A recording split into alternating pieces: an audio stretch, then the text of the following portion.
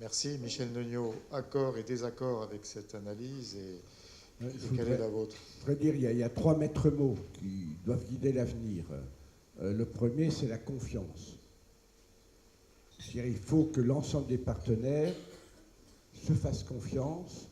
Et pour cela, deuxième maître mot, une transparence totale. Une transparence totale. Et puis, le troisième maître mot, à mon avis, c'est la responsabilité de chacun.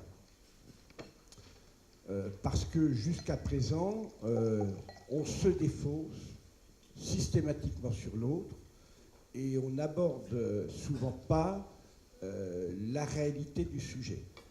Je vais quand même prendre l'exemple des contrats de plan qui, bien souvent, dans le passé, ont été des contrats de plan d'équilibre politique du territoire. Et comme c'était dit par Patrick Jeantet, sans études sérieuses sur le coût réel. Une des variables qui fait varier le coût, c'est si vous travaillez sur une ligne fermée ou sur une ligne en exploitation. On est dans des coûts totalement différents. On voit bien que suivant la prégnance de la ligne dans l'intégralité d'un réseau régional, parfois vous pouvez le faire, parfois vous ne pouvez pas le faire. J'étais hier à Lons-le-Saunier. On parlait avec SNCF Réseau, avec Mobilité, du débat sur toutes les lignes du Jura, la ligne du Revermont, tout là, où effectivement le citoyen et la FNOT, qui fait partie des citoyens, éclairés, qui les représentent, beaucoup d'incompréhension. Il y a des mots magiques qui sont prononcés à certains contrats de plan, notamment sur la ligne du Revermont, qui est une ligne à voie unique. Le mot magique, dans le contrat de plan tel qu'il avait été fait, c'était faire des évitements.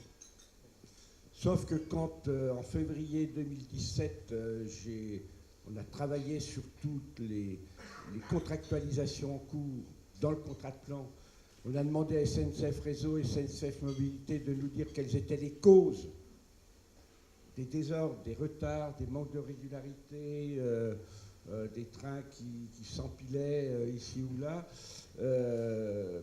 On a eu un accord et à la question est-ce que les travaux qui sont prévus dans le contrat de plan répondent et dans quelle mesure à cela, on a eu des réponses techniques assez aberrante par rapport au choix qui était fait de ce qui était inscrit dans le contrat de plan.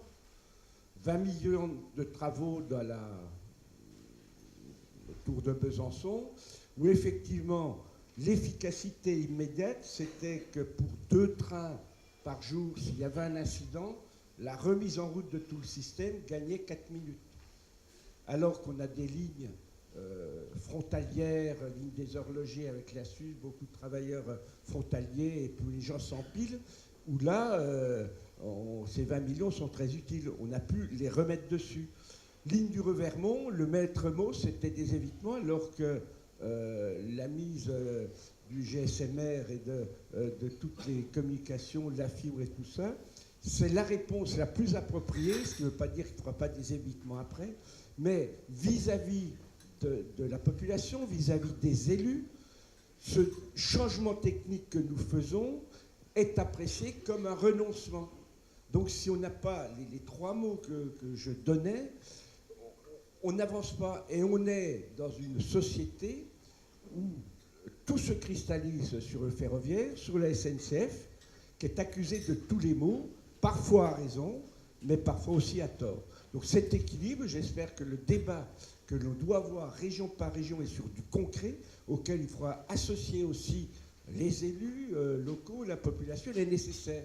Hier, on pensait à durer 2h30, c'était un peu explosif au départ, et puis on est arrivé à des points d'accord. Donc c'est ce débat-là qu'il faut mener, c'est un débat citoyen, et moi je pense qu'on peut y arriver. Il y a du boulot quand même, hein, monsieur le préfet. Mais vous prenez beaucoup de notes. Non, je veux reprendre la parole dessus. C'est un exemple extrêmement intéressant. C'est un exemple là où, en l'occurrence, une technologie... Alors, en effet, quand peut-être le montant initial du CPER a été étudié à l'époque, elle n'était pas opérationnelle. Et donc c'est pour ça qu'on n'avait pas pris en compte. C'est comme quoi une technologie peut résoudre un problème en baissant le coût, parce que la réalité de ça, c'est que derrière, le coût d'investissement est nettement inférieur.